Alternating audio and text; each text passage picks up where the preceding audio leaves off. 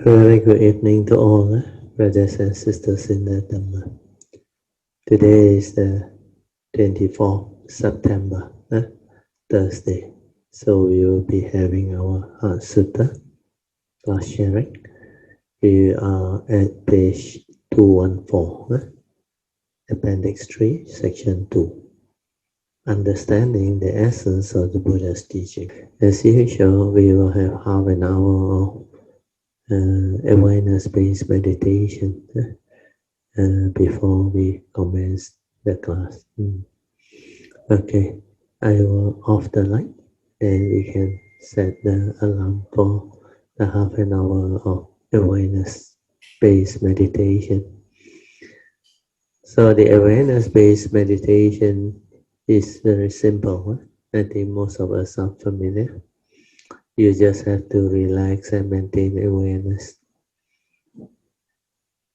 The purpose and intent of meditation is to develop heedfulness. That is the first thing you have to have. If you already have the heedfulness, then it's very easy to develop the wisdom. To develop the heedfulness, we must have two parts developed. First part is ever mindful. Second part, constantly meditative. In order to realize these two, we need to start with training our mind to be mindful, then stabilizing it to be ever mindful. That's why we relax, maintain awareness, to stabilize the mindfulness. When we maintain awareness, we don't do anything. The thought cease to be, or whatever existing thinking will slow down. Then this mundane mind will cease. When it ceases, you will realize the true mind, the original mind before the thinking, before the stirring, before the movement, sankhara activity. So meditation is to realize that mind first, then stabilize it, so that you are in a meditative state of mindfulness, ever mindful. Then that mind can meditate. After that, we can use that mind to cultivate Noble Eightfold Path, constantly meditative. The mind that is in the state of meditation all the time. When you combine these two, ever mindful, constantly meditative, you become heedful. And the heedful never die. Because Dhammapada verse 21, heedfulness is the path to the deathless. The heedful never die. Whereas heedlessness is the path to the dead. The heedless are as if dead. So without heedfulness, you don't stand a chance. There's a reason why all meditation leads to training of the mind to be aware first, then stabilize it to be ever mindful. Then use it to meditate. Okay? This part is very important because this is the basis of cultivation. If you don't have understanding, you cannot cultivate. So I started off by sharing. I say, hope this is clear. And that is also the reason why I've always advised you all that meditation is to be done with understanding. Otherwise, you are wasting your time and you cannot progress because you are not focused. And you are actually doing it without the proper understanding. So be very clear about the whole teaching. Pariyatti, or the learning of the teaching, is phase 1 Dhamma. Means when you start, the first phase of Dhamma is Pariyatti, the learning of the teaching. Only after you have a very clear understanding of the Dhamma, then only can you put the Dhamma into practice in daily life effectively, leading to the second phase of Dhamma cultivation, which is Patipatti. Always be patient with Pariyatti. phase one of Dhamma. Otherwise, one becomes gullible when cultivating pati. Most people, before they have a clear understanding of what this teaching is, they want to meditate, and they meditate without proper understanding. If you do that, it is really a waste of time. You cannot progress. Your meditation is to be developed or cultivated with understanding. Without understanding, you are gullible. You just follow instruction, do things without understanding. That's why I say you are not focused. And when you are not focused, you cannot progress. You cannot develop it well. So understanding part is very important. But nowadays, actually, it's not easy to develop the understanding of the Buddha Dharma, the whole teaching, because this teaching are like taught separately, like they are not connected, not linked. So when you go to the temple or you pick up a book, they will tell you a lot about Buddhism, but they are not clear in their message. Means you do not really have proper understanding because they are being taught as separate teaching or dhammas. Then people who don't have the understanding or the practical experience or the actual cultivation understanding, they cannot explain to you what this teaching is all about. They cannot link them up. They cannot really provide you with a clear map or understanding of what this teaching is. That's the reason why I look back and I don't blame people for not able to have the understanding. But at least you should start from somewhere. So if you have understood the essence of the Buddha's teaching, then you would have actually come across a very important emphasis that the Buddha always repeatedly tell the monk, even before he passed away, strive on with heedfulness, apamadena sampadayata. So what is the meaning of strive on with heedfulness? You must understand what is heedfulness. Then under Dhammapada verse 21, 22, 23, he again emphasized on the importance of heedfulness. He said, without heedfulness, you are as if dead. Heedfulness is the path to the deathless, whereas heedlessness is the path to the dead. The heedful never die. The heedless are as if dead. So without heedfulness, you are as if dead. So what is this all-important heedfulness? Heedfulness, according to the Buddha, consists of two parts.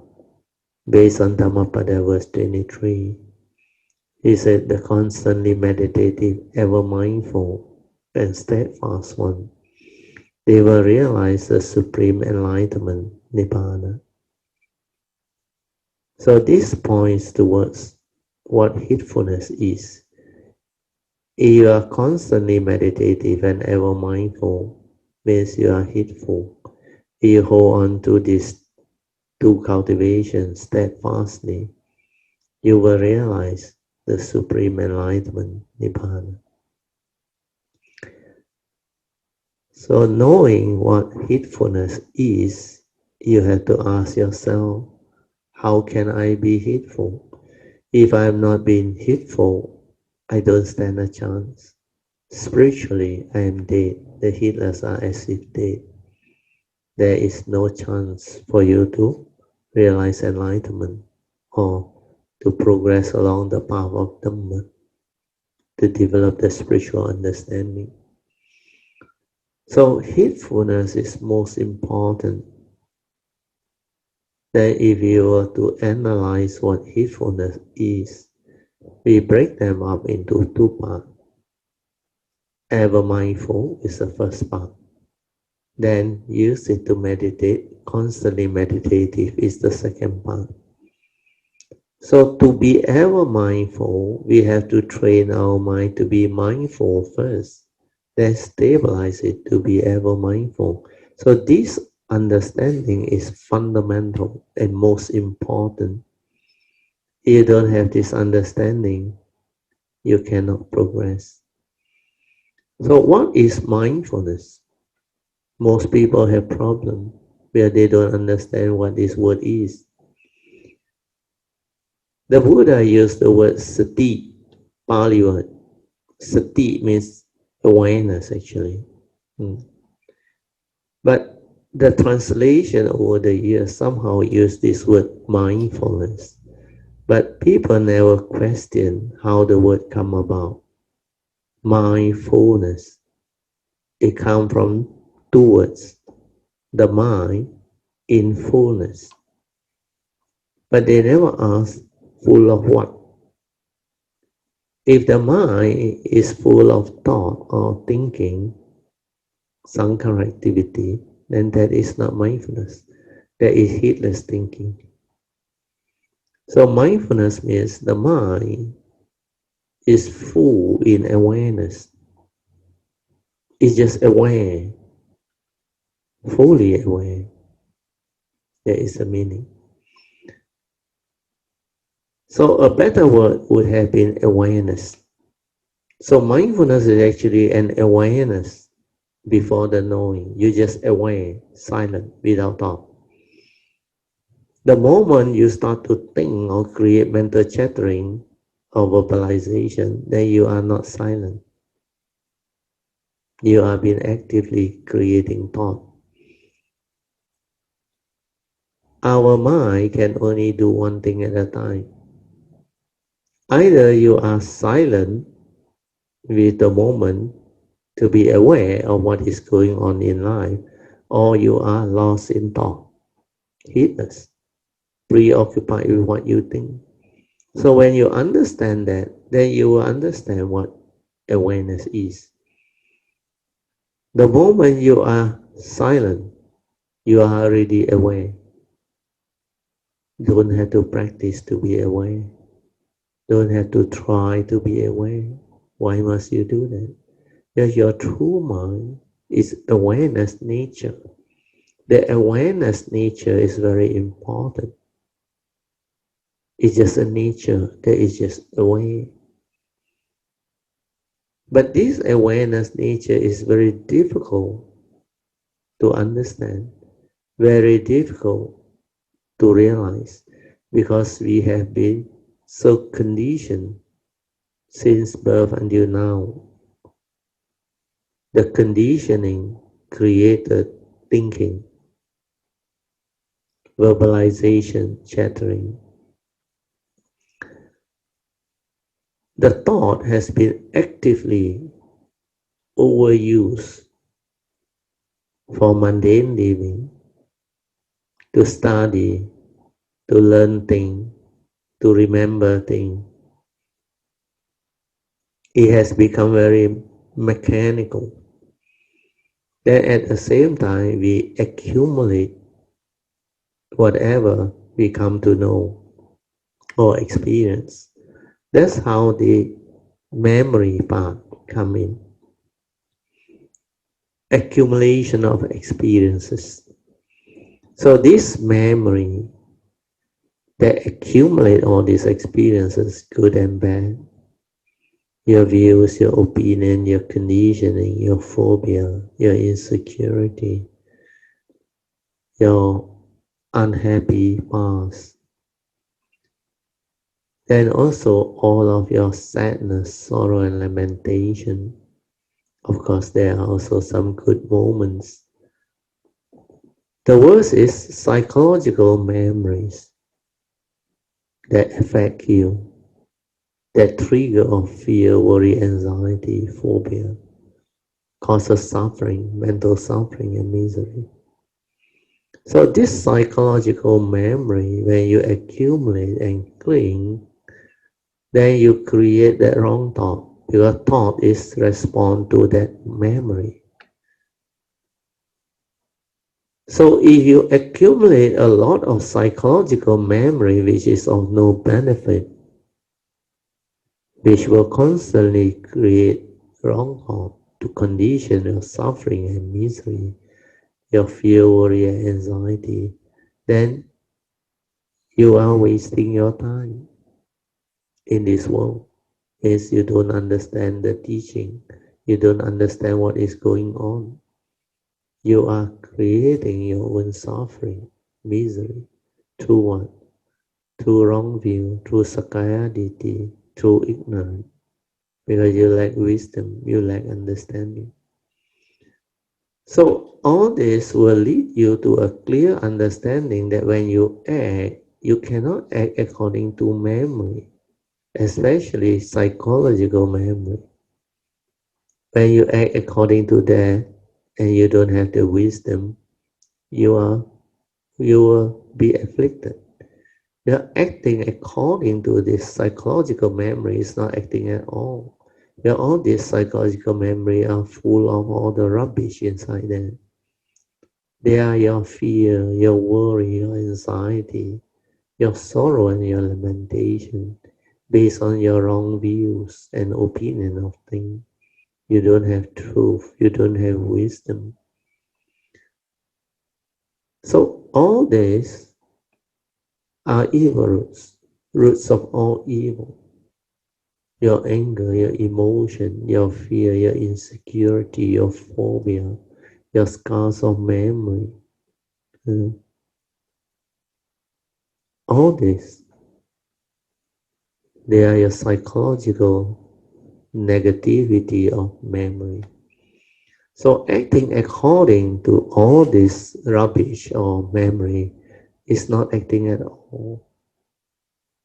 So based on the teaching, how should we act? The Buddha said you must act according to wisdom based on right view that he has taught you. The three great important right views, the spiritual law, the spiritual right view, they are the law of karma, karma niyama, chitta niyama, law of mind.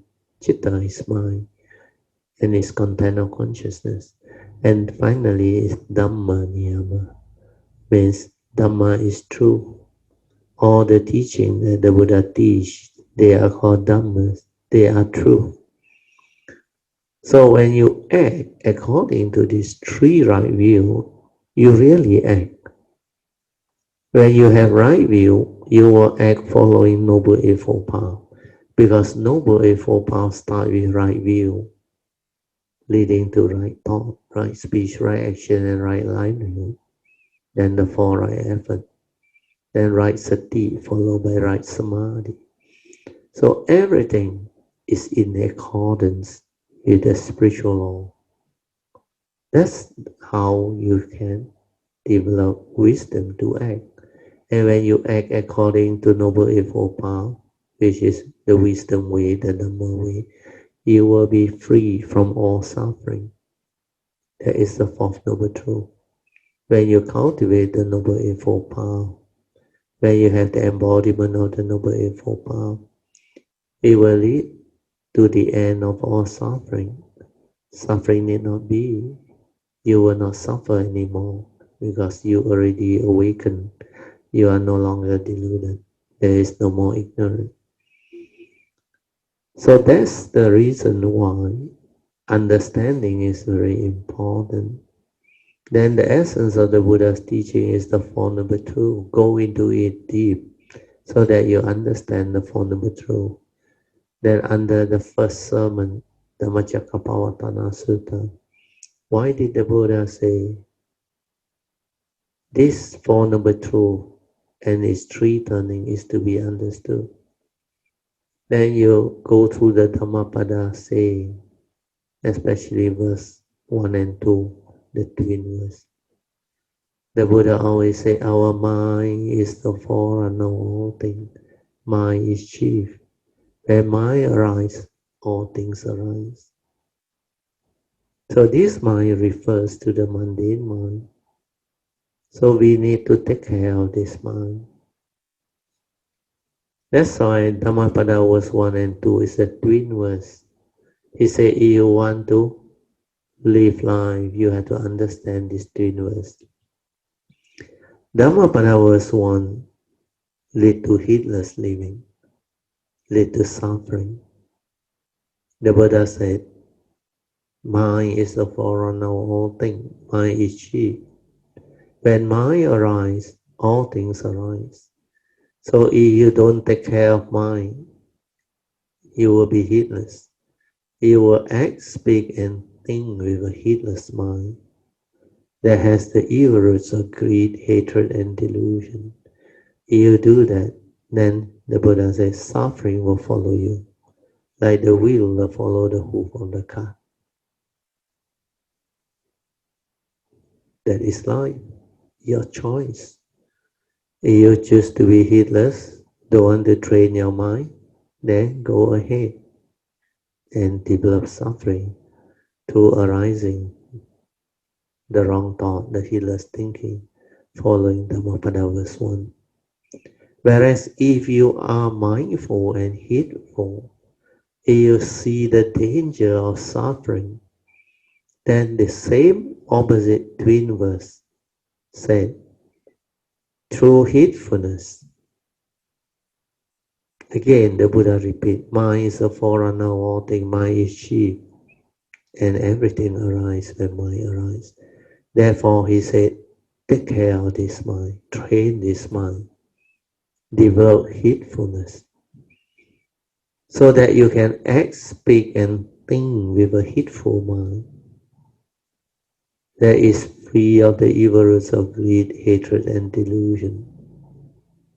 Then happiness will follow you, like your shadow that never leaves you.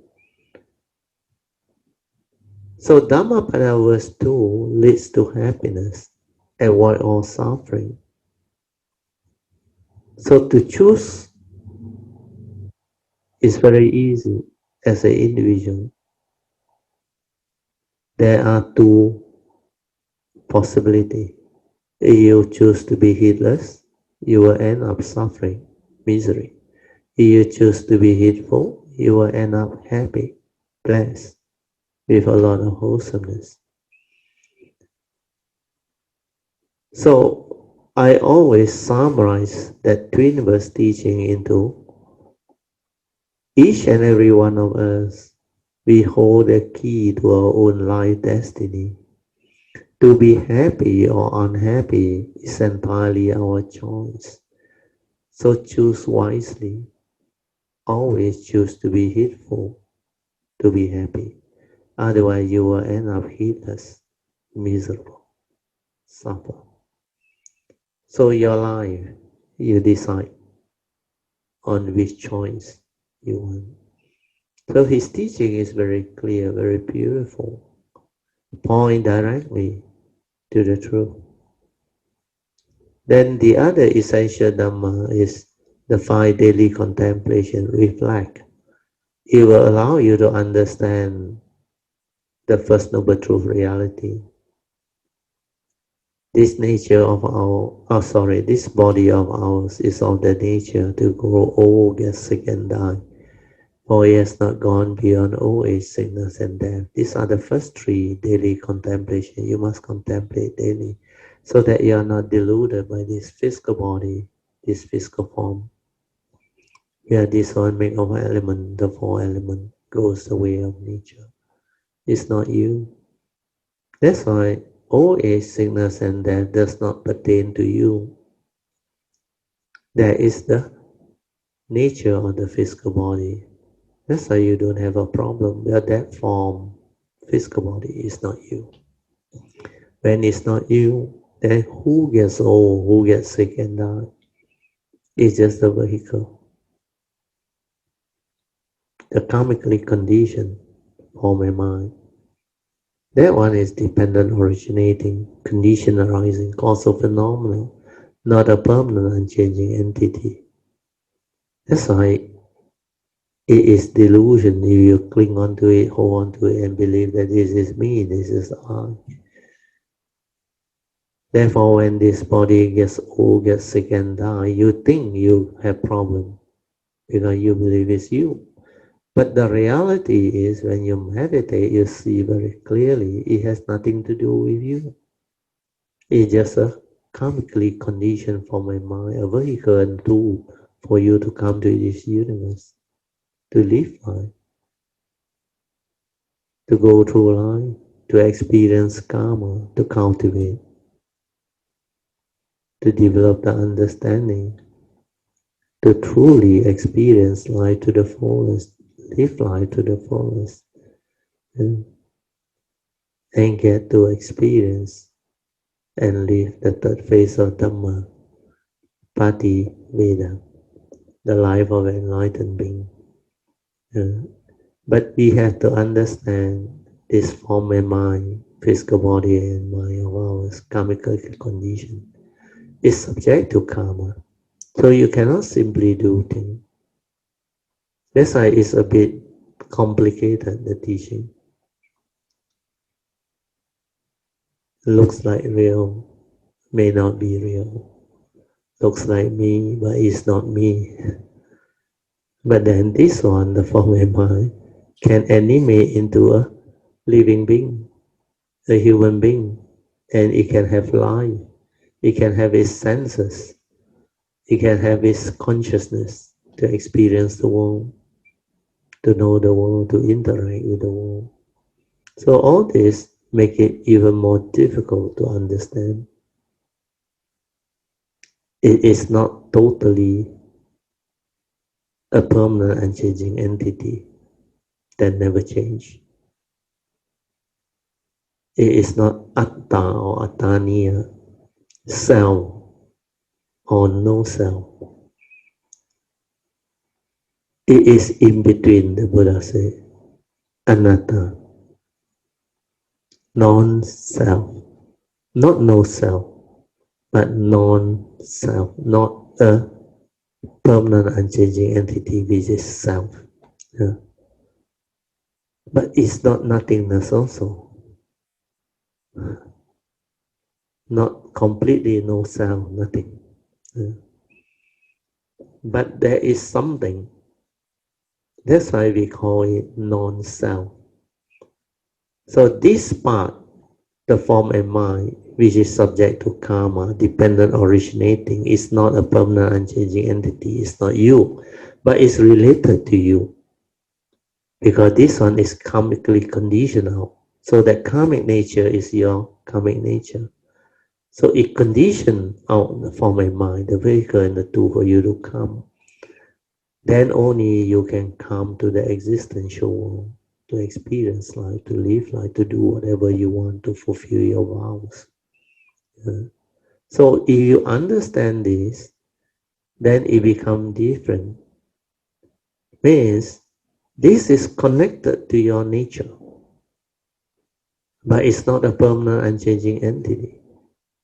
That's where the difficult part is, the complication is. But when you realize it through the meditation, it becomes so beautiful. You don't attach, you don't cling to the form and mind, but you make full use of it to cultivate, to live life to the fullest, to experience all of the beauties and wonders of life. And all these are possible. Then when you have the Dhamma understanding, you can be free from all suffering. Because this Dhamma way is very beautiful.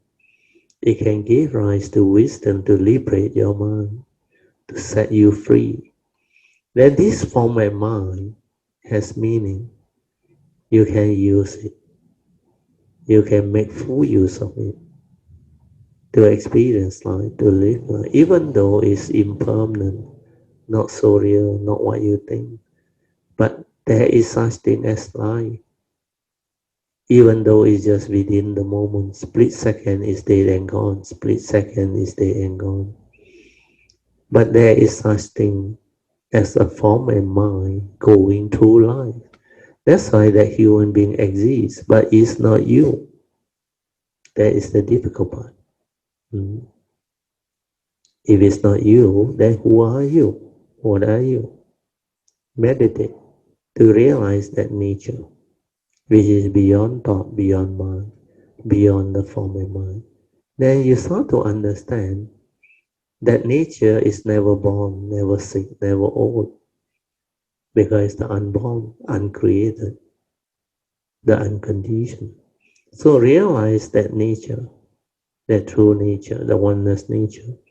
That's why the Buddhist teaching of enlightenment is to realize nibbana, cessation of form and mind, to realize that oneness nature, to return to the original source before everything arises. From there, all things arise. To there, all things return when you have the Dhamma and the understanding. And the cultivation is just so simple when you understand. But when you don't understand, it's a maze. You will be like caught, lost in a maze, and you don't know how to come out. So that part I think I have already explained clear enough. So we go back to the notes. So understanding the essence of the Buddha's teaching, I have summarized all. I have gone beyond what the notes has written. Now we go to 2.1. 2.1 I have already explained just now, heedfulness. Heedfulness is ever mindful plus constantly meditative, means constantly cultivating noble eightfold path. So sati there means mindfulness, but when you stabilize it, means it becomes ever mindful. One must understand that the essence of the Buddha's teaching is the Four Noble Truths, and how from there all his other teaching, essential Dhamma, comes to be. How and why the Buddha highlighted the importance of heedfulness. Why Dhammapada verse 21, 22 and 23. So this one we have gone through many times. And why one must understand what heedfulness is. Heedfulness equals ever mindful and constantly meditative, means to constantly cultivate the noble eightfold path or meditation as taught by the Buddha, as defined by the Buddha's Dhammapada verse 23. That's 2.2. Sati. Sati is most important. Here is the first factor of enlightenment. That's the reason why the first factor of enlightenment is sati, because without sati, there is no meditation. And without sati, there is no heedfulness. And according to Dhammapada verse 21, without heedfulness, you are heedless. And the heedless are as if dead, spiritually dead. You don't stand a chance. All these are very clear. So to develop the meditation, one must initially train one's mind to be mindful, stabilize it to be ever mindful, then cultivate the meditation as taught by the Buddha, means cultivate noble eightfold path leading to heedfulness. 2.3.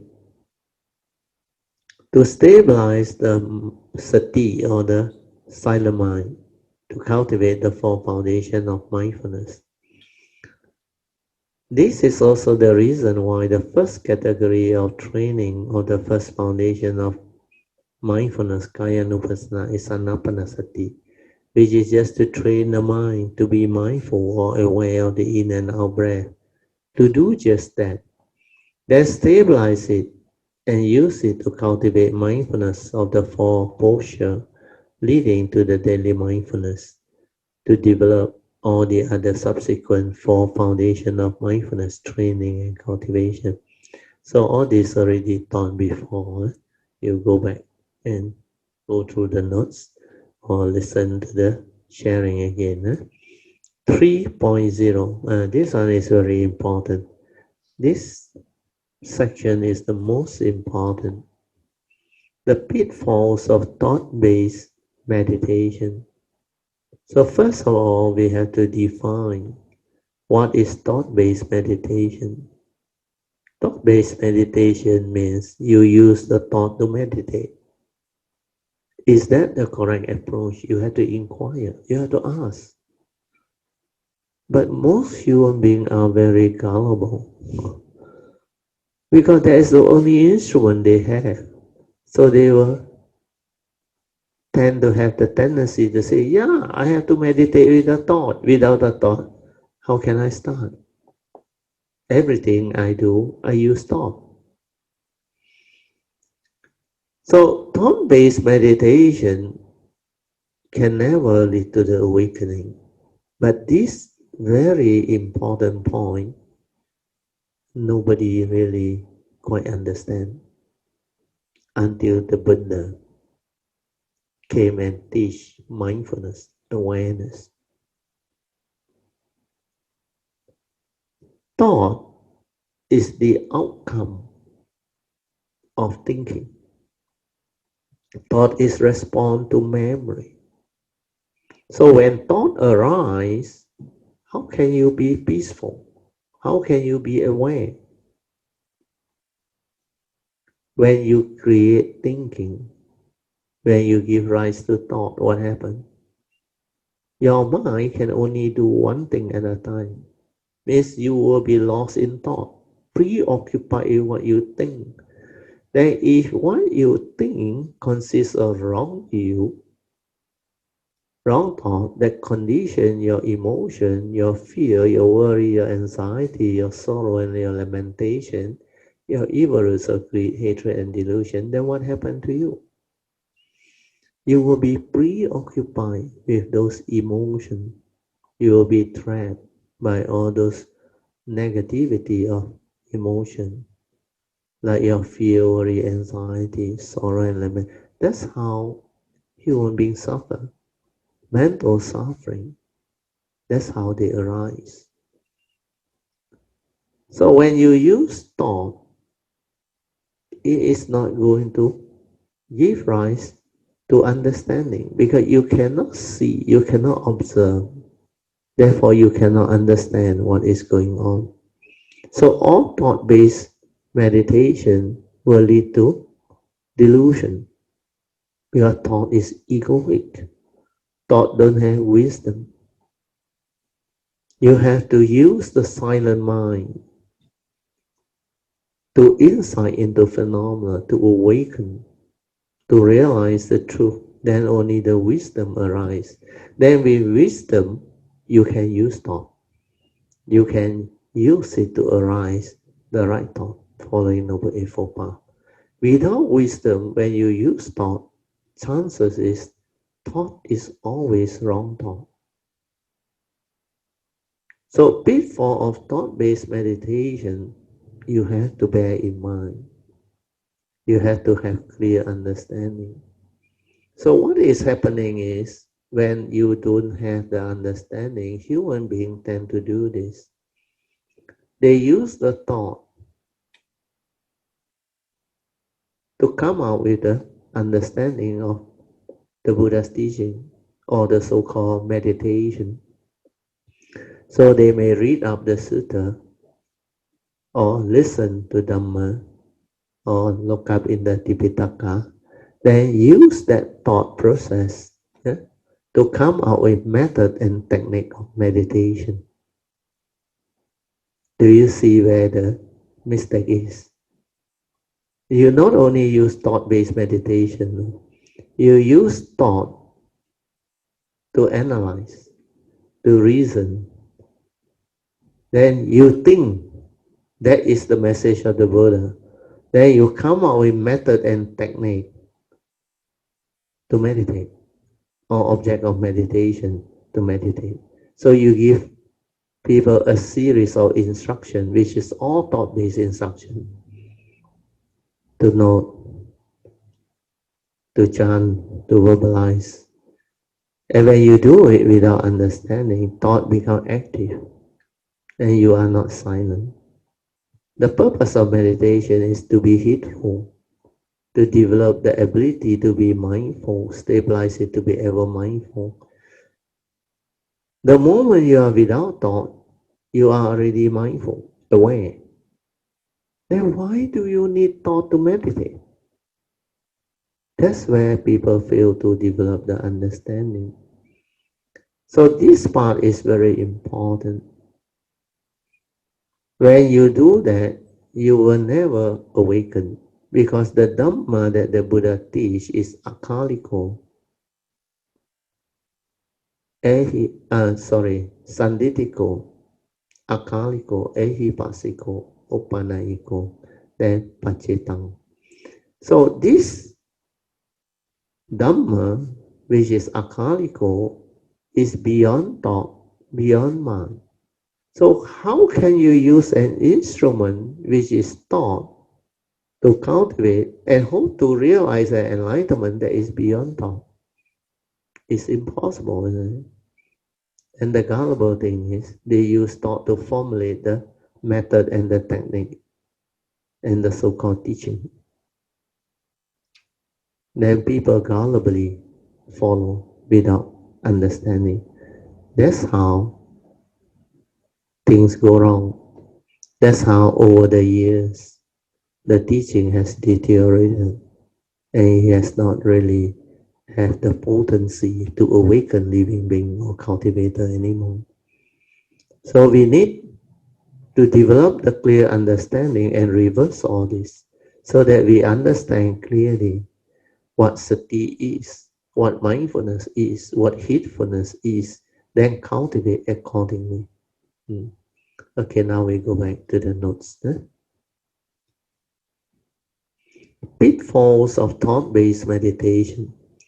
When you understand all this that I have described, you will know how to proceed, otherwise you will deviate. Most living beings are gullible. They thought meditation is some form of fantasy or like something very mystical. Then when they meditate and develop some form of special experiences that other people doesn't experience, then they think this is very special, especially psychic ability. Then they will attach and cling, and they want to know, is it a sign that I have achieved or realized? That's how one debate, because they don't understand what their focus is. They don't inquire to find out what is meditation. When you don't have a clear understanding of what you do in the name of meditation, you will end up debating. Then you may also end up having fantasy about meditation. That's how many cultivators or meditators got trapped. And the other danger is they cannot see thought. They cannot see the danger of thought. They cannot understand what sati is. And because sati is beyond thought, and you continue to allow thought to come in and distract you, then it will become thought-based meditation instead of mindfulness or awareness-based meditation. So this is the most important understanding. All of thought-based meditation will not bring you to the meditative result, which is beyond thought and beyond mind, that you are looking for.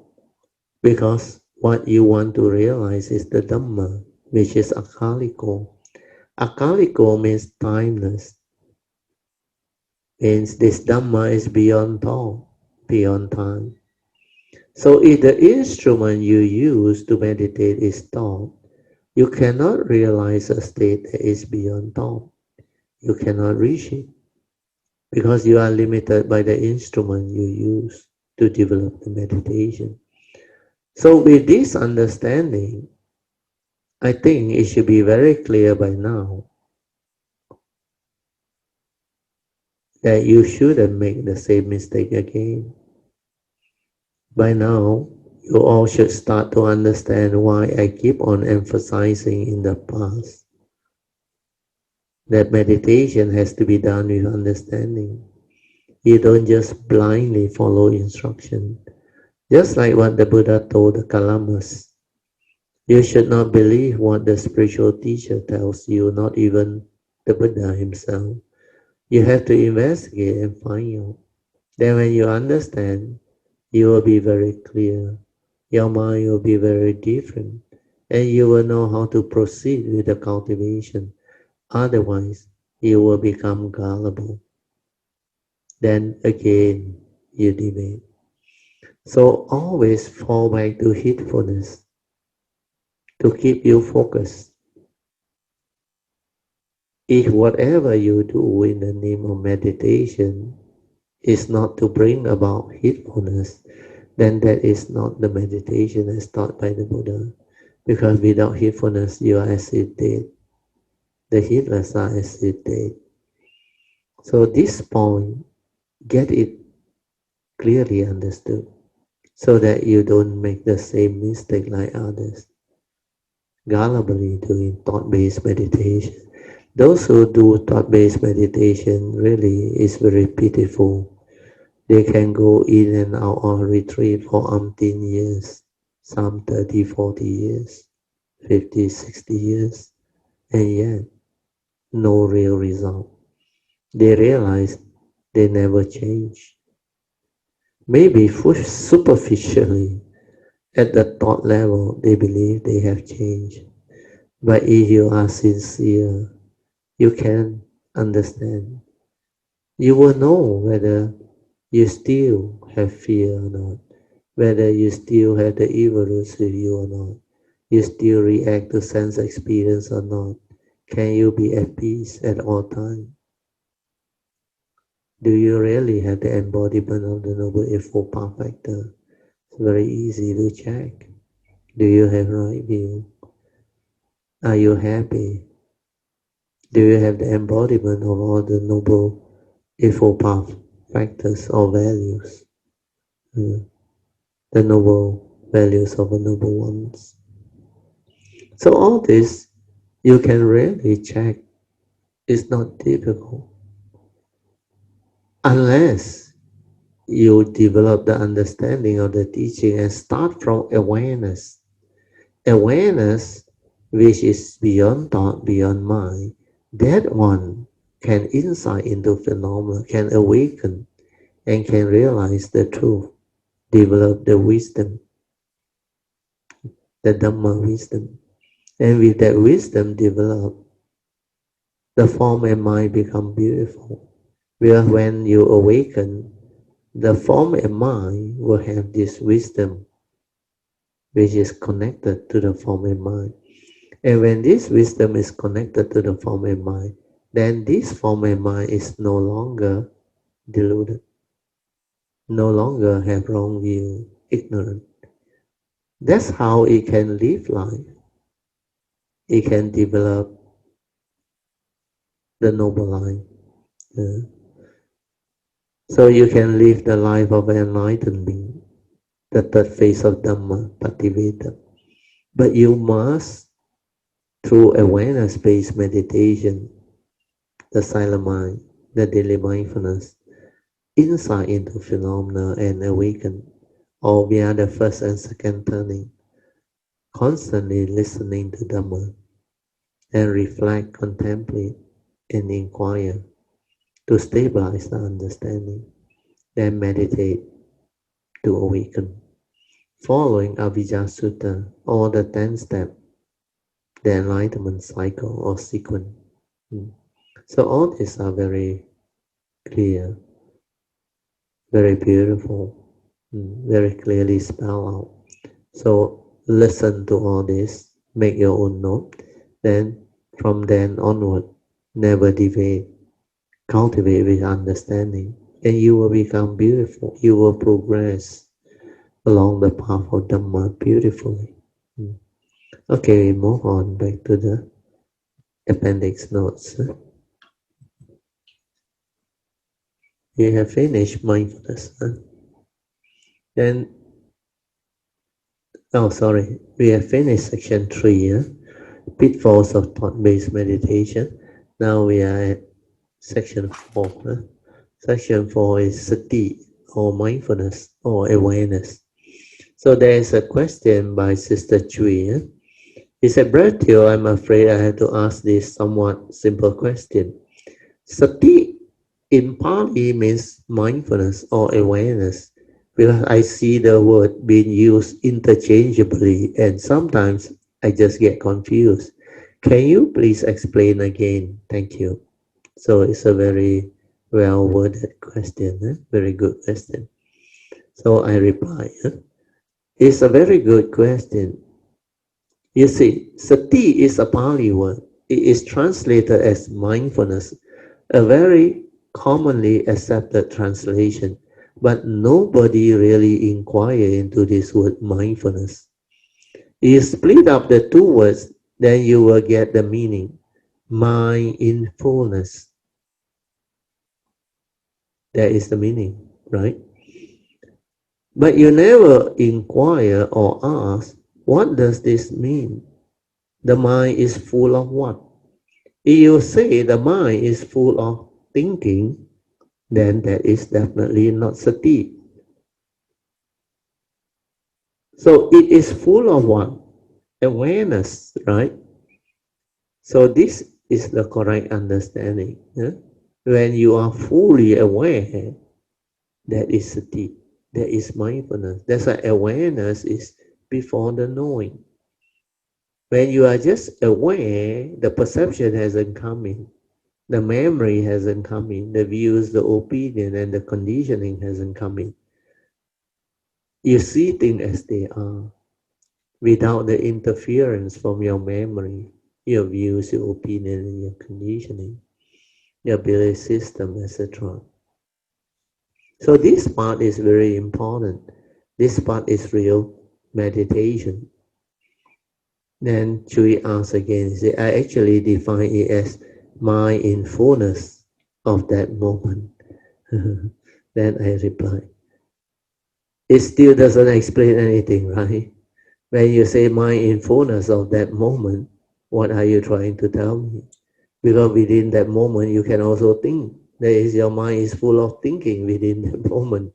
This is such a reply. Say, no, no, no, no, no, I don't mean that. You can't think when you are in the moment. How can you think? You are supposed to be. Then I have to cut her off because she still don't understand. I said you can be in the moment and still thinking because you are not aware.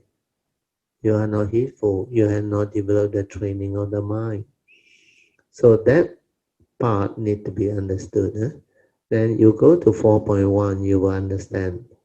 A mind that is full of awareness, fully aware. But when you are in the moment without thought, which is not easy to do, which is very difficult if you have not trained, then it is a different thing. Mind is full of awareness or fully aware, and then you are really without thought. That's why I say you never inquire, full of one. When mind is fully aware or full of awareness, it cannot have thought. It can only be aware. But the word is not used. Only in recent years, later teachers use that word awareness. Then they try incorporating them now. That's why awareness has become a new word nowadays. The actual word should be pure awareness without thought. And that is deep. Means the pure awareness. You are just aware without the thinking. But awareness, nature, and the thought, they are so close. The thought can come out very fast through your views, opinion, and conditioning. That's why people fail to understand. Because to be really aware and silent without thought is not an easy thing. You need to train that mind. You need to apply the four support. Relax, maintain awareness, and don't do anything. Don't try to know. Don't suppress, don't control, don't do anything. Just let things be. Relax and maintain awareness. Then let the mundane mind slow down and return to its original state before the thinking, before the arising of sankhara activity and thought process. That is what awareness-based meditation is all about. That you can maintain the stability of awareness to be with the awareness nature for as long as you can, then you start to develop a new understanding that there is another mind which is beyond thought. It's just like the fish analogy. Huh? You tell the fish, there is another atmosphere that is without water. You can go up above the sea or the water surface. There is land where there is only air. The fish will not believe you. He say you're crazy. Since birth until now, they're always in the water. So human being or living being is the same. Since birth, you are so conditioned by the thought. Like this thought proliferate constantly, unendingly. Like every moment thought arises. The thinking is so heedless. So when it happens so often, you will think without thought you cannot exist. You only understand that there is only the instrument of thought for you to use, to be alive, to live life, to see, to hear, to smell, to taste, to tactile, feel and think. That create thought through memory. So you have been doing all this mechanical action, psychological accumulation that created the heedless thinking. And the reason why you are always doing it is because you lack the spiritual faculty. When you lack spiritual faculties, the opposite five mental hindrances arise. And why are they called mental hindrances? Well, the Buddha teach this teaching.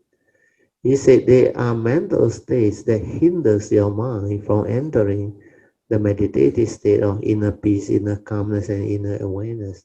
Means from returning to the true mind. That's why they are called mental hindrances. So to overcome them, you don't suppress them, control them, or try to do away with them. You just let them be. Instead, cultivate the five spiritual faculty, the opposite five. Then all these five mental hindrances will cease. So this is the understanding of meditation. This is the understanding that can lead you back to awareness-based meditation, so that you know how to develop the ability to be aware, just aware. And it has to be a free mind that can do that. Most people cannot.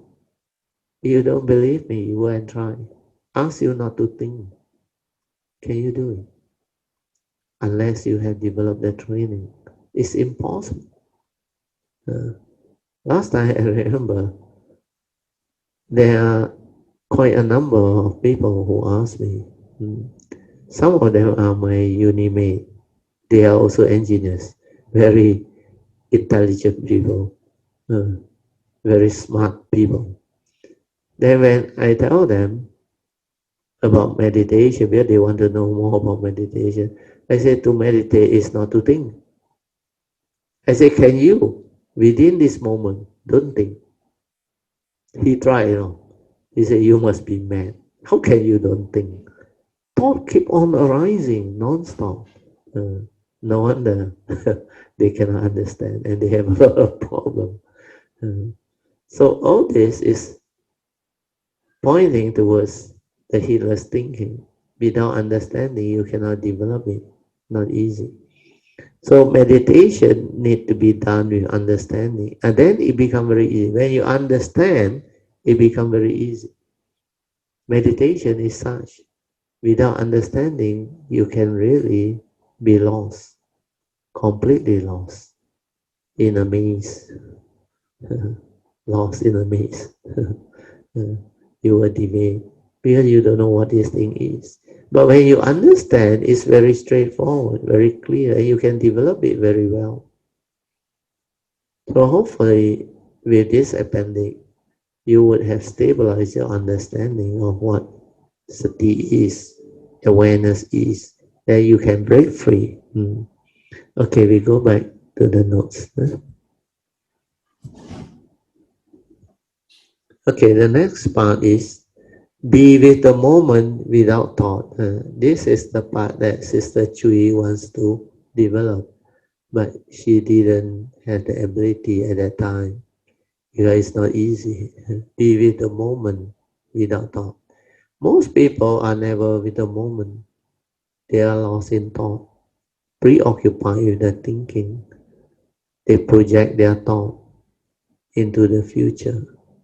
They daydream. They chatter, build castle in the air. Because all these are the thought creating all the thinking. And all this heedless thinking come from delusion, avijja, wrong view, sakkayaditthi. They lack spiritual faculty, so the mental hindrance took over. So to be with the moment without thought, you have to develop the ability to meditate, to relax and maintain awareness and silence until the awareness nature becomes very stable. Then you have to develop it until the mind enters sati. When the mind enters sati, then it becomes different. When the mind enters sati, it can be in the state of awareness without thought, where it can develop specific phenomenal awareness. Or it can have a spacious awareness without a center. It's just aware. It does not accumulate. It does not record, register. So the awareness is very beautiful, very beautiful. So the human mind is very beautiful when you know how to use it. Well, it has a very good tool. We call it the brain. The brain has a lot of memory cells. It can accumulate a lot of useful information and things. So what are the good information and things that you must accumulate? You must not accumulate psychological memory that are non-beneficial, that will lead to wrong thought. You must not record all those views, opinion, and conditioning that make you rigid. So instead, you must accumulate all of the mechanical, useful memory, like your name, your friend's name, your loved ones, your address, your bank account signature, your bank account password, username, and that one you have to memorize. Then when you study in the school, scientific things, mechanical things like mathematics, science, physics, chemistry, biology. So all this, you can develop memories. But these are non-psychological memory. Doesn't bring about fear, worry, anxiety, and wrong view. So memory is useful. But without wisdom, you tend to accumulate the wrong memory. So it's just like a computer. The computer is without the consciousness. That's why it works very well.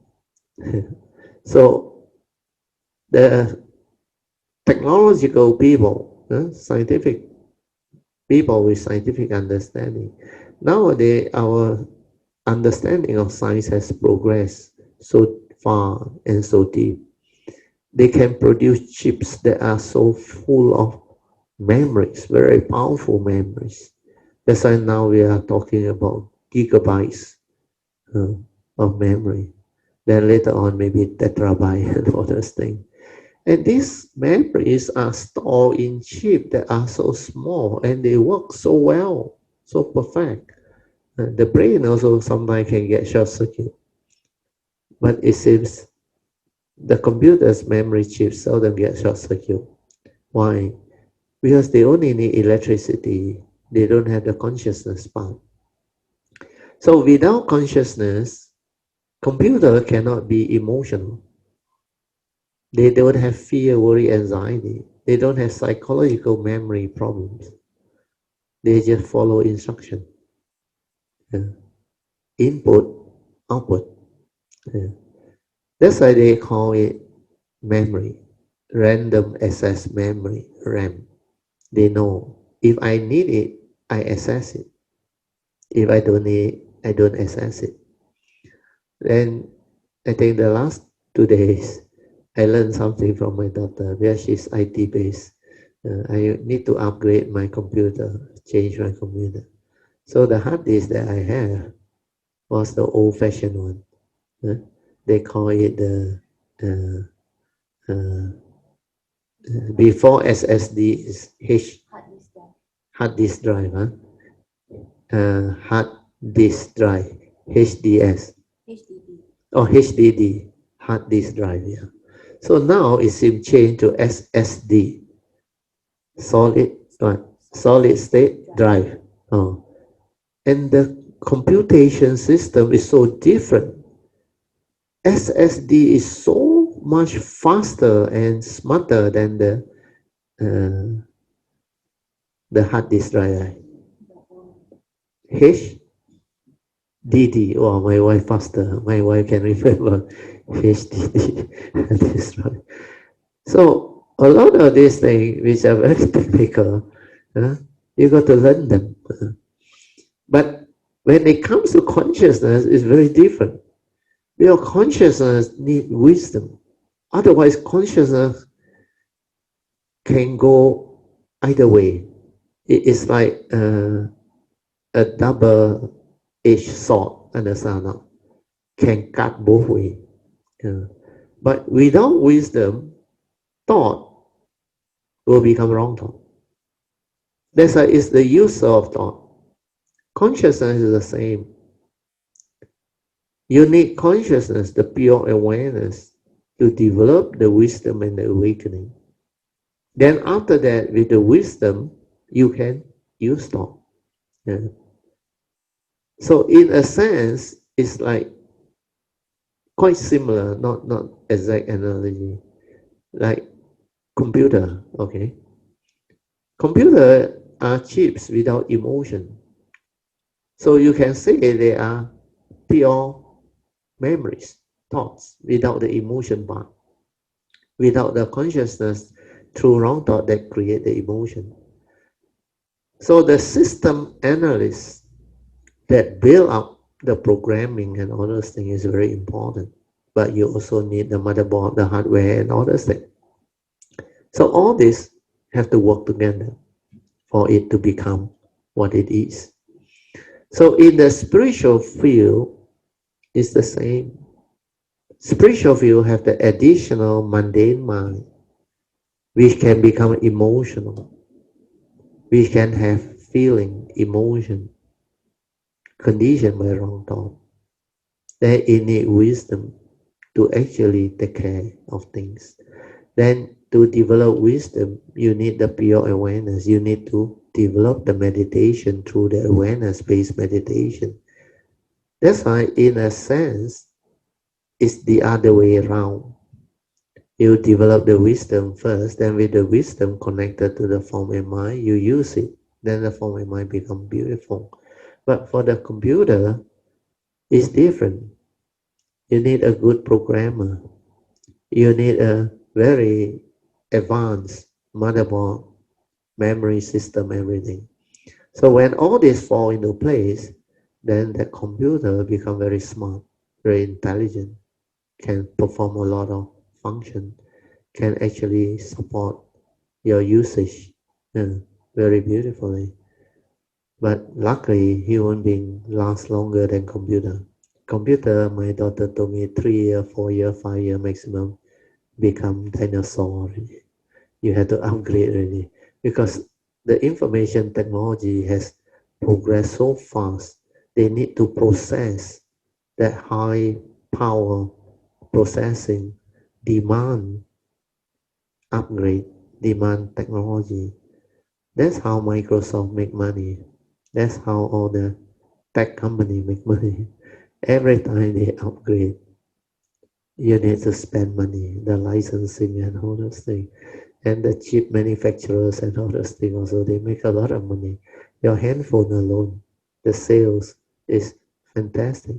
But there is value. There are values to it. So the reason why I share this with you is because I find this very interesting. So when you understand IT thing, we are nowadays younger generation, they are more IT based. So hopefully with this explanation, they can develop the approach towards spiritual understanding. Mm. They can see the distinct difference between the two. IT, you don't need much wisdom. You need intelligence. You need intellect. That's why the system analyst, the researcher, they have to be very highly intellect, very smart people, very intelligent people. But they don't have to be wise because there is no emotion involved in the computer. Uh, so they don't have wrong view and all those things. Uh, but technology depends on the user. The user of technology is very more. If they abuse it, then technology become violent. Technology become evil. But if the user of technology is wholesome, with the right understanding, with a good heart, then technology can go a long way to help mankind improve our lifestyle, get our civilization in the right direction, and we will progress beautifully. Then we will have less and less environmental pollution. We will have less and less of all this, what they call uh, uh, weather problem, or they call it what is the word, climatic change, global warming and climatic changes. So all this come about because the human species, they really come out with a lot of new thing, new discovery, but they have a side effect which scientists has not really completely understood. That's why they have a lot of mitigation to go through to actually uh, to cope for all these new invention and discoveries. But our human consciousness in this planet is beautiful. As a whole, the last 40, 50 years is really amazing and beautiful. And we get to live them and witness them. Just like that day I was sharing with my daughter. I said she is still so young, about 40, maybe another 40 years of good life to go. For me, I left in maybe less than 20. Now 67. 20 years, 87 already. Not many live until 87 and beyond. But hopefully, see how it goes. In fact, 10 years, you can see a lot of beautiful things already under our present civilization era. Mm. Okay, we will go back to the notes. Otherwise, I will divert too far. Mm. Okay, sati. Oh, I haven't finished the be with the moment without thought. Okay, I read the top part again. But they went on to confuse it with another Pali words. And they said it carries the meaning of remembrance or recollection. They said sati has a lot to do with memory and recollection. So that part, be careful. A lot of textbooks write about that. But you have to be careful. It's not totally correct. So what is sati? I don't want to know the history because when I meditate, I can be with the moment without thought. Hence, I can understand. That's why I know what sati is. Sati is mindfulness, full of awareness, fully aware. Fully aware, the word off should be cancelled. Huh? Fully aware, without thought. Fully aware without the word of. Sorry. Without the word of. Fully aware. Without thought. That's why I said sati is awareness before the knowing, and you just aware. Why can't you just be aware?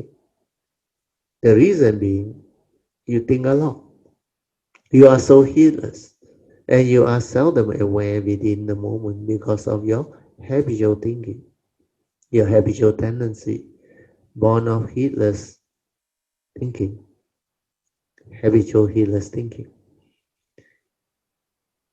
And also, partly because of your mental hindrance, because you lack the spiritual faculties. You also have a lot of fear, worry, anxiety, sorrow, and lamentation, and the mental hindrance of mind, like sensual desire, ill will, restlessness, and doubt. They keep on arising to haunt you. Hence the reason why you cannot be aware. So this understanding is very important. Why you can't be with the moment without thought? You cannot stop thinking. It's like you think a lot. So when I was in Form 6, I remember I wrote an essay. My form teacher loved that essay. I started by uh, like self-awareness, self-investigation. Then when I understand myself, I understand how human beings behave and think.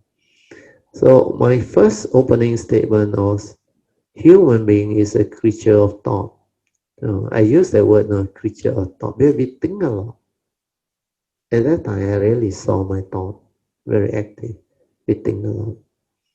Then I realized human being is also a gregarious being because we need friendship, we need relationship, we need to live among people or society. There's like some, they cannot live with people. They go and buy pets.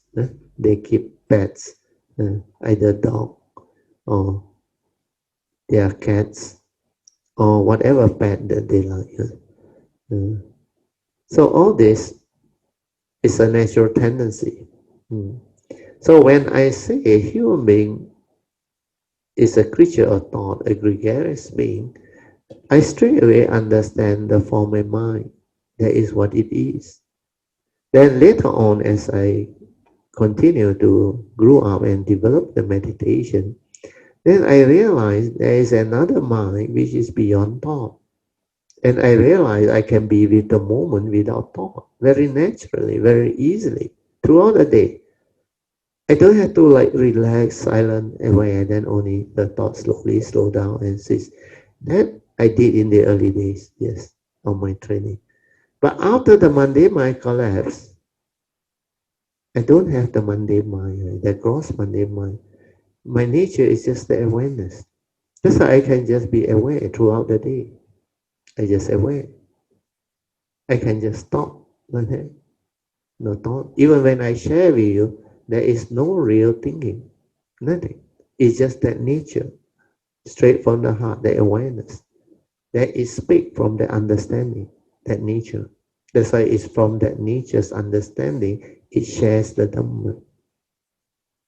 And although you see me speak, think, talk, share and do all these things, even with some activity or movement, but inside my heart, my nature, empty, clear, nothing.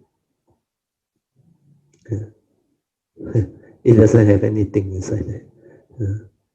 And yet, the understanding, everything comes from that nature. Because when this form of mind goes through the training, the awakening, the insight, that wisdom that arises is connected to this nature. That's why I say you don't have to remember. No need to remember. The understanding is already there. Wisdom is such, you have means you have. You don't have means you don't have. Means at the moment of sense experience, you don't have, you don't know how to act. You will act according to memory, or views, opinion, and conditioning. But the wisdom that is with your nature, it straight away, like Yoniso Manasikara, it will spontaneously arise for you to understand.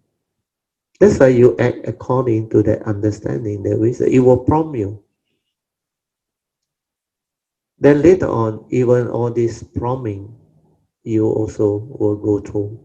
You don't need them anymore. Because everything has become very clear. So the cultivation is very beautiful, very, very amazing. Not what people think. Because you use the thought process or the mundane mind to try to understand, you can't. Because this mundane mind can only think, analyze, reason, and rationalize. It don't have the wisdom.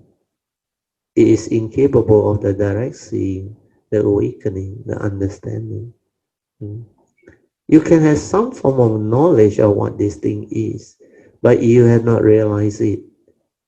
You cannot really understand what that thing is. Uh, just like I told my daughter, I'm not in the IT field. So she tried to explain many things to me. I said, no matter how you explain, it's very difficult for me to get it because not easy. Not easy. But this is not the field that I want to specialize in. But I know it's very important, very useful. Then he said, learn lah, which is very true. I can learn. But not like the spiritual path or Dhamma. You learn until you perfect it, you understand it. We have to do that. You really need to go full time. A lifetime attention is needed in that direction. Mm. So hopefully, with all this sharing, it can give you the understanding. Mm. Okay, now we go back to the notes. I will finish this one first. Oh, I finished already. Oh, 10:03. We stop at number 5. Number 4. So the next sharing, we will go to number 5. Number 5 is sati, or pure awareness before the knowing. Okay, good. At least we cover quite a bit of very useful, essential understanding of meditation and the Dhamma. Now, with the time available, it's not like in the retreat, I don't have to rush. I can really share. And I can go deeper now is because many Kayanamitta has actually progressed. They have the ability to understand what I share now and what I say. Of course, some of it may not be immediate, but they roughly know what the thing is. Then later on, as they progress and stabilize their self-awareness, their awareness nature, then they go through the transformation. They will understand all this. That's why all these are recorded in the website and it's very useful. You don't believe me, 10 years from now, 20 years from now, you listen again. You will be very amazed at the teaching, the wisdom part that is involved in the sharing. Not until you have that ability to understand or grasp all this, you can never have the full appreciation of it. Because my nature went through, I know. It has taken me almost 30 years, since 1989, 31 years already. Uh, and for all this to stabilize, to have the potency to awaken, to develop the clear understanding of the teaching is not easy.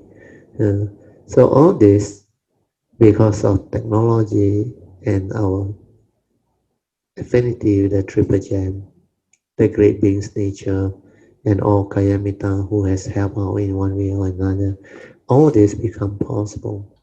And we have the printed books, We have the ebook, we have the PDF file, we also have the website, which is most important.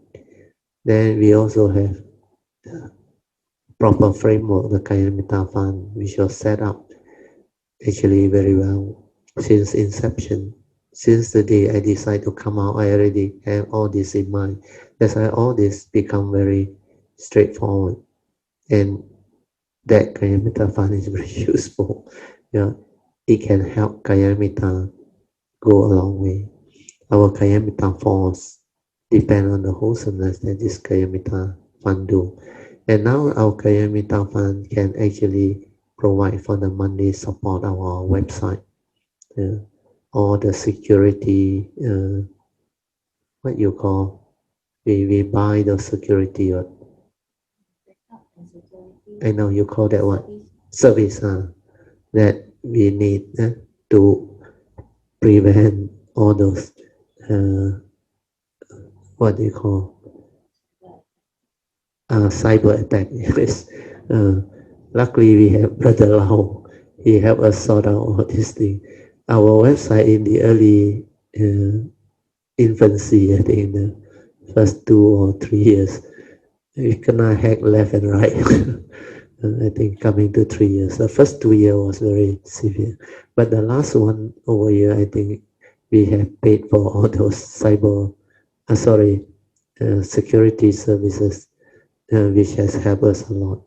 Then we have increased our memory space to unlimited memory storage, backup storage. So a lot of these things. Oh, we can use cloud or not? We are backing up to the cloud. Oh, good. Oh, no wonder. Oh, luckily, that one is very useful. The 365 got tetrabyte. 1 terabyte per person. No? And my daughter told me we subscribe that Microsoft 365. Very useful. Can have 5 user, and each user, 6 family member, and each user can link to 5 computer, 5 devices. Oh, this is really amazing. And we pay so little. We only pay 20 over ringgit per month to subscribe for that. And I use my DG account to subscribe for that. Then I can actually donate back the money to the Kayamita Fund.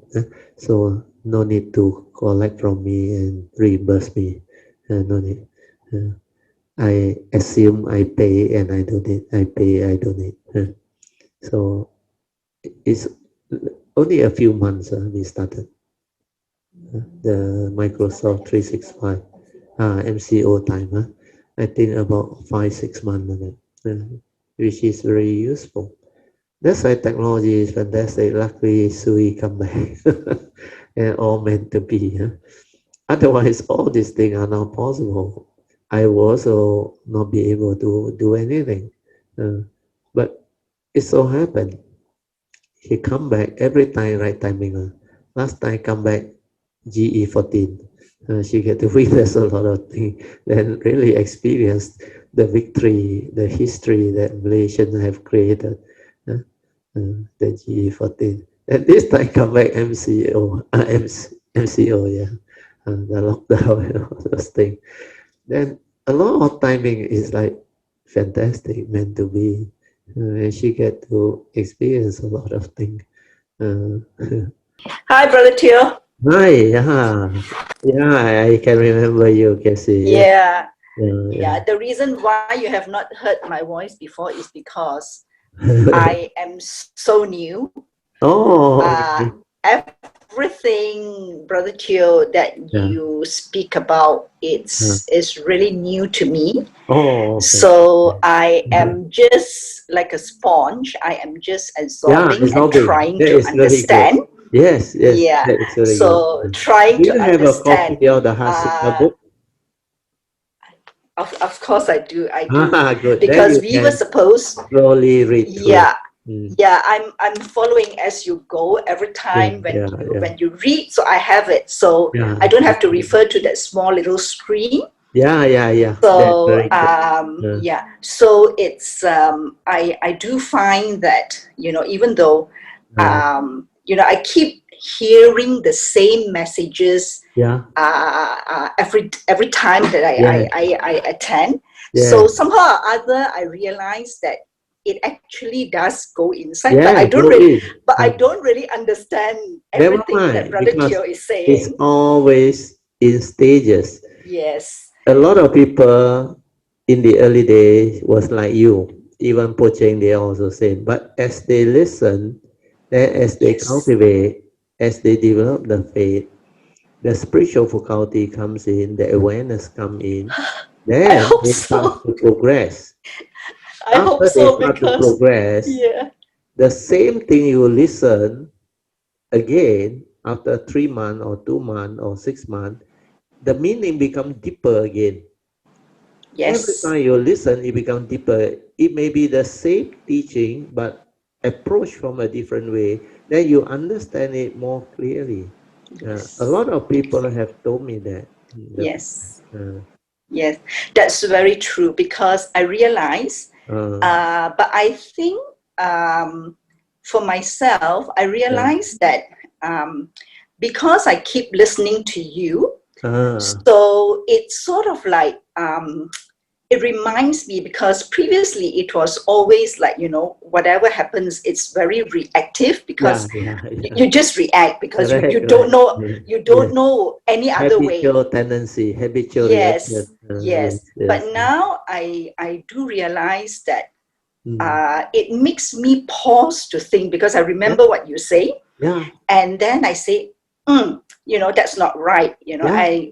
So you will example, reflect. You will yes, reflect and yes, contemplate. that's right. That is very And good. I always tell myself, because I remember what you say, that, you know, Mm. you must always, you have to be patient. Yeah. And, you know, because, so I tell myself, yeah, I mean, I have been listening to you for Yeah. probably the past 7 to 8 months. So Oh, of that's course, very I good. listen to all the sharing Yeah, by yeah. the other brothers and sisters, and I say, Yeah. when am I going to be able to be at that Oh, it will level, you happen. It will know? happen. So yeah, but Very good. I realized that it does help me in my Yeah, it daily happens. life. Like Yes. just now, you gave that sharing, it already show that it has helped you, because do you know why? You say nowadays you have become more sensitive, where you can stop Yes. and pause and Yes. reflect. Last time you just get angry, emotional, Yes. and just Yes. erupt. Ah, Yeah. that is a sign of progress, where you have become more sensitive. You feel for others. Then you reflect, you contemplate. Then you will recall the Buddha's teaching. We reap what we sow. Do good begets good. Do evil begets evil. So we have to follow the advice of the Buddha to avoid all evil and to cultivate wholesomeness, goodness, Yes. following the word. And then you will start to change. Because this is for the conducive way of living life. Otherwise, you will end up following Dhammapada verse 1, continue to be heedless, create the heedless thinking with the evil root, then suffering will follow you. But now, with this understanding, you change over to a more heedful living. Although you may not be able to fully live it, but at least you start. You start by reflecting, contemplating, become more sensitive. Then, is this the right way to live life? If I don't want the karmic repercussion or the karmic friction, then I do not do all these things. Because whatever I do to people, it will come back to me. I will end up as a victim in future life. So this is not what you want, then you change.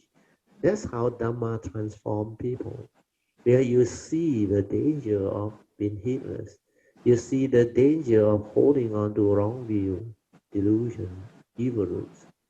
Then you start to appreciate the teaching, the Noble Eightfold Path, from right view leading to right thought, right speech, right action. Then you follow the advice of the Buddha. To avoid all evil is to keep precept. All this will start the teaching. That's how it will create an impact on human being, living being, and transform living being. So your sharing is very good today because there are some new people. David, they are also new like you. I think David also started during MCO until now. So this Zoom video has helped new people like you all. Yes, it's really true, because Uh, Prati, otherwise, to think about going to SS2 on Tuesday yeah, and going, it's not it's convenient. impossible. Yeah, Yeah, impossible. It's not so convenient. this has, like Yeah, you say, this is really a blessing in yeah, disguise blessing because is this. Yeah, yes. you receive so Yeah, much yeah, more, yeah, yeah, and yeah. all that.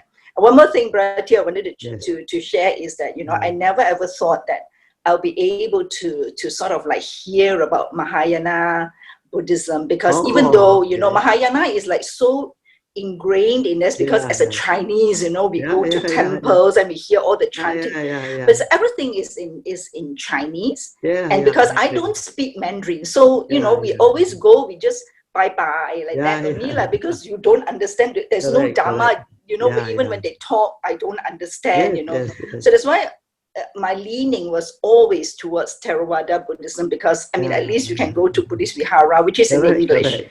Yeah. So this is like, I say, wow, this is like something that I really did not expect, and I'm Uh, actually learning so much. And yeah, it's like going back to your roots, because we, yeah, at home last time with mother, yeah, yeah, always yeah, is like Mahayana. yeah, So yeah. that this is really something Yes. unexpected that I Yeah. am encountering. And thank you very much, Bharatiya. No You problem. have Sadhu. really, My nature sadhu, rejoicing. sadhu, sadhu. Yeah. What you say is very true. Huh? What Casey says is very true because if you were to look back, as a Chinese, we are born into a Chinese family. So like I said last time, I saw what my mother did. But my mother followed almost 100% of what the Chinese tradition passed down. And she don't have the Dhamma. But she is very good. That's why I chose her to be my mom this birth, and my father too. My mother has a lot of faith in Kuan Yin. She really has 100% faith in Kuan Yin. And she is very, very pious as far as Kuan Yin is concerned. The only fallback is she also believes in dainties and medium and all those things. But nothing wrong because of her faith. She Mm. actually benefited. Uh, then I look back, I saw initially I thought that was Buddhism. Then I said, if that is Buddhism, forget about it because certain things she do was actually Chinese tradition. Like I used to explain during the early days when we were young, whenever her sibling was sick or having problem or near exam time, she will go and make offering, slaughter chicken and all those things. Of course, there is also some offering of fruits, but less. Flour also less because that time she is quite thrifty. So, but she willing to offer chicken and all those things. Sometimes it's pork, sushi, the small. Then, like bargain with them on. If I offer you, you protect my children, you give them blessing, you help them pass exam. So that time I was thinking, wow, can negotiate like that one. So like our mundane world can count him on. So I didn't look at Buddhism, no, but I thought if Buddhism is like that, what for? I look at it. Until I read the book, What Buddhists Believe by Chief Reverend, the first edition, somebody gave it to me. The moment I read that one, I realized what my mom did was the Chinese traditional practice, nothing to do with the Dhamma. Wow, then I was so excited. Then I quickly flicked over to find out what the Buddha teach. The moment I read the Four Noble Truths, no turning back. I knew this is it. That's why after that I understand everything my mother do, and I appreciate. I really, really have felt piety, gratitude, joy because she sacrificed so much. And her faith with Kuan Yin was the one that actually uh, make me understand what faith can bring about. Faith can bring about wonders. Then the funny thing is, even when he took me to the Chinese temple, all the deities, he asked me to pay respect, Chong Hyong, I cannot do one now. But out of respect for her, I take the joystick, I count 1 to 10. Then I put it down. Then I smile. Then she very happy. But when I went to Kuan Yin Miao, or the Mahayana temple that has the Buddha, 地藏王菩萨, Wensu Pusena, naturally, I will go and pay respect. Even Maitreya and all those things. Naturally, I will pay respect. It's like from the past, my nature, no. And I love Kuan Yin. Kuan Yin really very strong affinity in my nature. And this life, Kuan Yin's nature has helped me a lot. So these are very beautiful understanding and experiences. So for you, that's why I can understand your joy, your happiness, Casey, sadhu to you. Sadhu, sadhu, sadhu. Yes, Masri, you can come in. Bratio, good evening. I've just shared before. Never mind. Now Casey wants to hear from you. You are the Taisi chair. You can guide her. Then she also wants to come get to know you, I think. Bratio, actually, Yeah. uh, what else? You can share how you started and how you benefit. Where you also went through the long way. You told us you have been searching for this for many years. Yes, That's how you bump it into was like 8 years ago when I met Bratio yeah. at Mifong's house. Yeah, yeah, yeah, yeah. Before this, I was with the Burmese style. Yeah, yeah, yeah. The Burmese We were tradition. Burmese teachers, so which is we did also what so-called vipassana Yeah, yeah, and metta. yeah, Their vipassana is I attended their retreat before. yeah, yeah. The Burmese Then, tradition. Yeah. yes, the Burmese tradition. Yeah, So for me to come back to Brother Teo's method, yeah, not easy. Brother Teo method, Yeah, it took yeah. me years. Teaching. Yeah, yeah, It yeah. took me years to Yeah, come yeah. from To the thought adjust. base, To to adjust. adjust from thought Yeah, base yeah, to yeah, the yeah, awareness base. yeah. Um, but even until recently, that my last report in March also, I'm still in thought base, but Bratio said no more already. Yeah, yeah, yeah. I'm You very have confident that actually developed the understanding. Yeah, you have changed. There's some of the experience that you experience are very good, but I always remind you, experience that can come is a byproduct. But if it doesn't give rise to wisdom, then it remain as experience. Understand? What is more important is the penetrative understanding, the transformation, the wisdom that come with those good mind states that arise.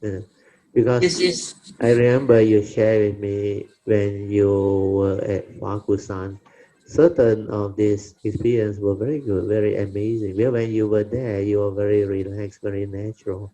Then you go into the silence, the awareness, the nature.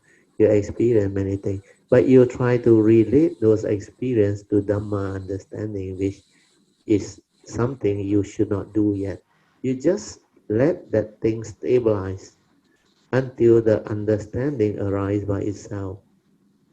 Don't try to know, don't try to look for Dhamma. When you stabilize the awareness nature, those experiences that arise, stabilize it. Don't be too eager to know. Just relax, maintain awareness, experience that oneness or whatever. Yeah. Even a few other Kayamita also, they start to experience all these things. Then I told them, stabilize your awareness more and more, more and more. Then through that stability of awareness, the awareness will understand by itself. Then stabilize your daily mindfulness. All these are very useful and very important. Mm. yeah. Actually, I recently Yeah. these 2 weeks, lately 1 month plus, Yeah. daily mindfulness is very very important. Yeah. You need to Whatever stabilize we do in the sitting, with the understanding will only arise when we are mindful during our daily life. daily life. Yes. That Otherwise, understanding will help us to straighten yeah, to views. straighten your view. Yeah. Yes. to help And transform yes, then you. we react less. Otherwise your habitual tendency you cannot root out. You Yes, will yes, go back to the thinking, the analysis, the rationalization, the mundane mind's views and opinion. That one will surface again.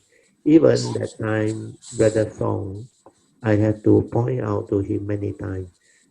Then only he understands. Because that mundane mind, they have the tendency to analyze. That is the thought. And the egoic mind, which is the thought, is the one that gives rise to problems, doubts, and all those things. That's why don't try to know, don't try to analyze. Just tell yourself part of the way. You just do. Stabilize it's it. only when we are mindful during Yeah, daily lives, then only we can see yeah, our habitual tendency. yeah.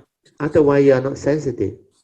Yes, Your when if mindfulness, we can't see the habitual tendency, there's no way that we can root it out. yeah, you cannot because it's all knowledge.